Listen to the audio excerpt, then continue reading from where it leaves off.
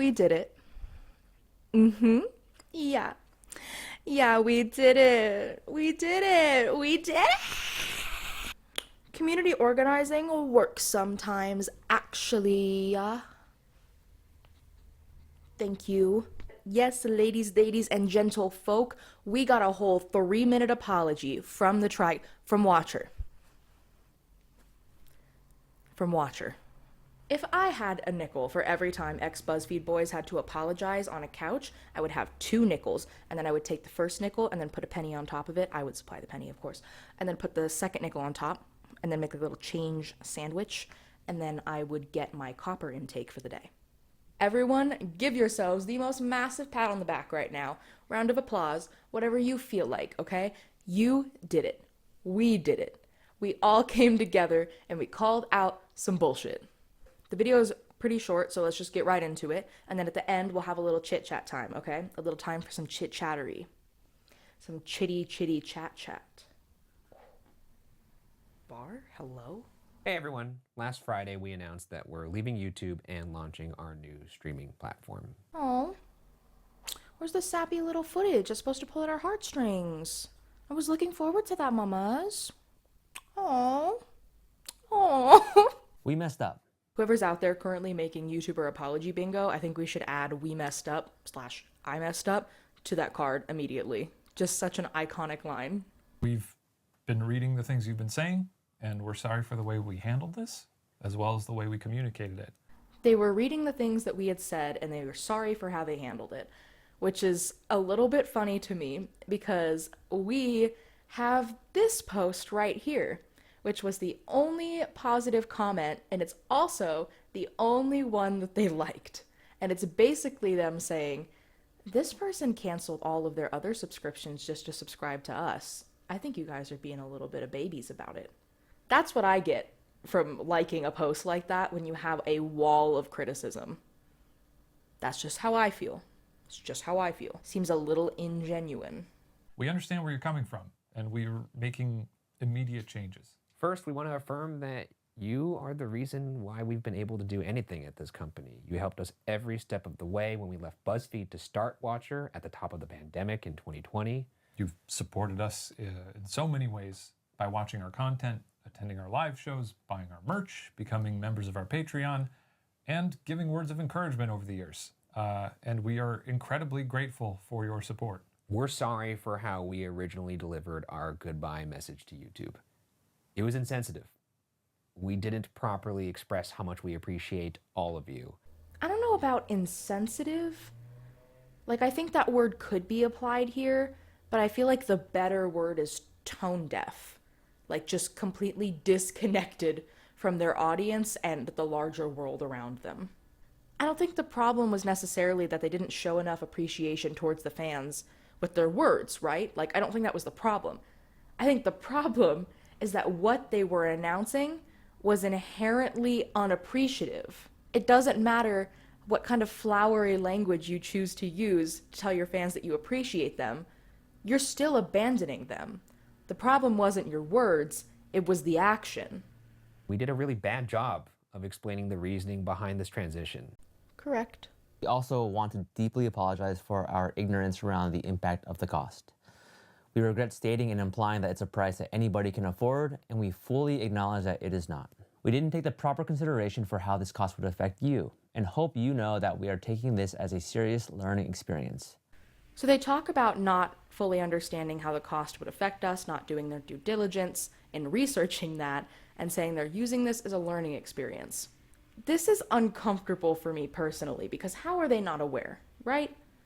No, for us, it's different. We live it. It's our reality, so it's hard to not be aware of it. They exist somewhere else, right? And they're being pulled back down to the real world a little bit, right?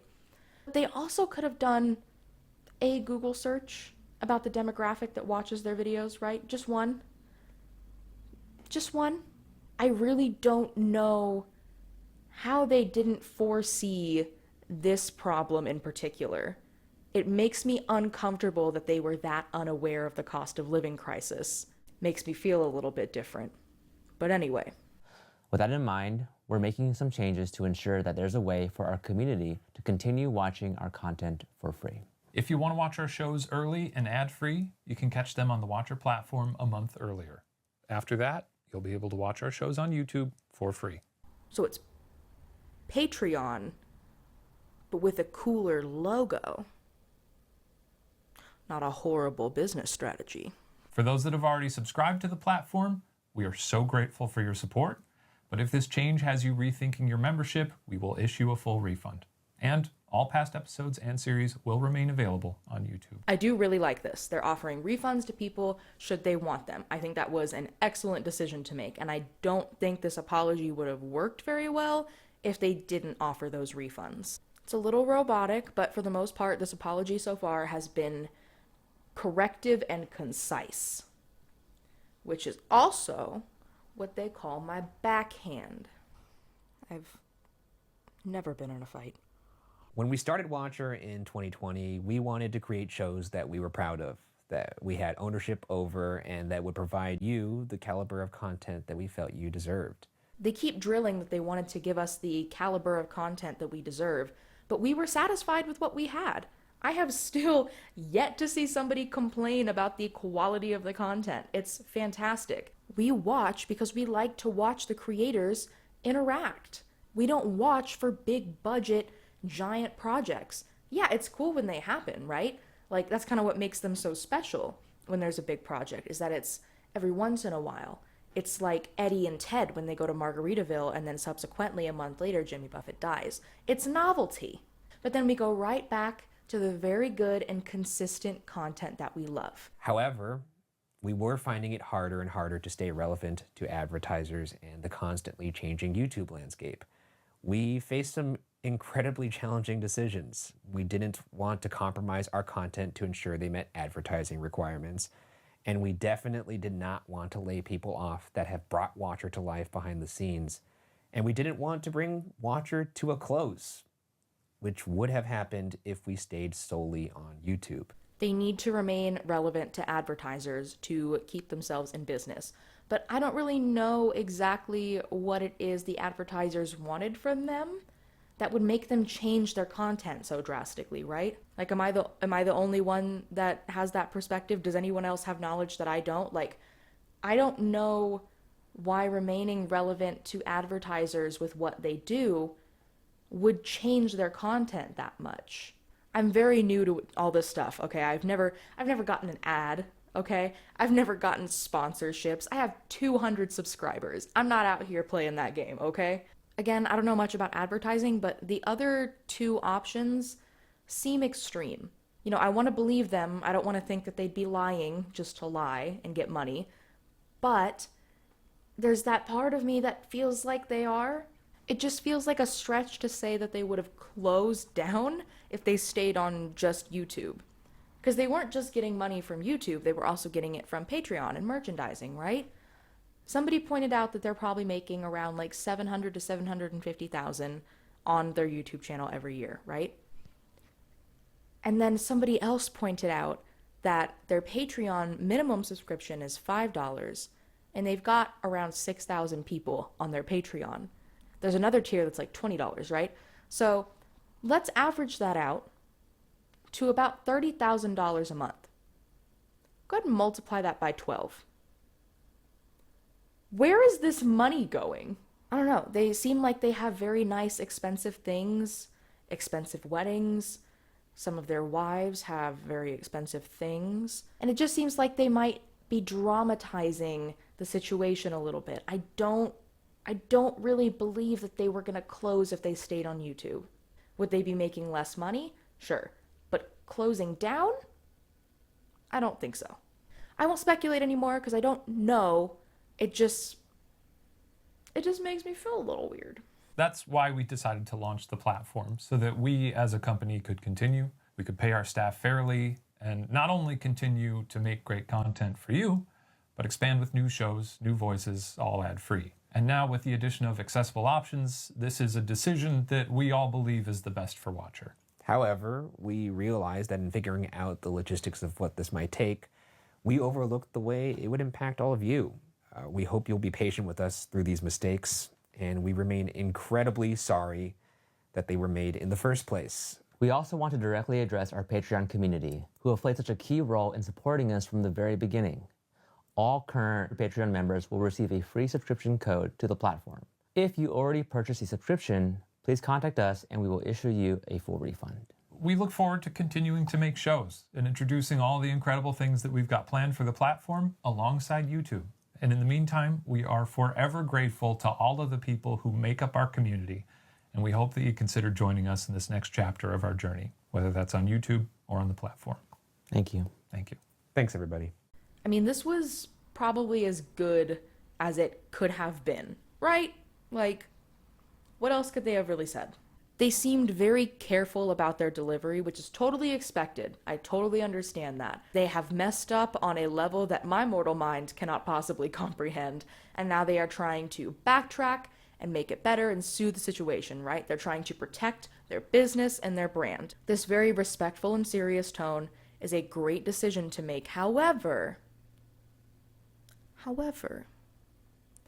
the tone and it kind of sounding a little robotic makes it feel a little insincere. I don't know if I necessarily believe that they're all that sorry about making the decision. It could just be how they're talking right now. I'm not going to sit here and say that they aren't sorry, but I'm going to say that it sounded a little disingenuous. I don't really think they could have had a perfect response to a situation like this, though. I don't think that there's any combination of words in the English language that could have made this all better immediately. Yeah, it feels awkward and robotic, but that's kind of how it's gonna feel in the beginning, right? You have to take that accountability, and it's uncomfortable. But they still did it. That's really good. I am actually very satisfied with the fact that they did come forward and say something about it and then actively make changes. They took accountability whether they wanted to or not. That's what's important. The all better part is going to come with time, right? Right now, they're hoping to break even, stop the disaster from getting any worse so they can try to build back to where they were. I don't know if they're going to be able to do that, but we'll see with time, right? That all better part comes with time and demonstrating that they did learn their lesson and that they will grow from it and that they won't do that shit again. I think the apology overall was what it needed to be. The response of good, just don't do it again, is kind of what I expected. I don't know if I personally believe some of this in terms of sincerity. I think a lot of this was what they needed to say, so they said it, but I don't know if they necessarily believe it, especially regarding like the cost being unreasonable. I think they might have felt a little bit more complainy than sorry. But we'll see how it goes from here. We'll see how people react to it. Regardless, again, they did take the accountability. Whether they wanted to or not, they did it. And now I can finally finish Puppet History without having to watch it like this. Napoleon, my little brother, I have a favor to ask. Joseph. Jesus. What? Flawless transition. Hang on. Thank you for joining me on this quick little update. Sorry the video was short, but the apology was short. So, I want to say hello to the 180 of you that are new here. Hello? Before I posted my last video, I only had 2 other videos, and they were both sitting at about 100 views each. And I thought, like, okay, well, maybe this isn't for me. Maybe I'm not cut out for this. But the reception that I have received following my last video is giving me a lot of confidence, and maybe I am cut out for this. Thank you all for supporting me. I cannot even express to you how much this means to me. This is a good feeling. If I ever make content that doesn't live up to your standards or expectations, or I do something stupid and silly like pull all of my content behind a paid wall and not let anyone access it for free, I would hope that you would hunt me down with pitchforks and torches, like God intended. Anyway, I will catch you later if I can. Bye.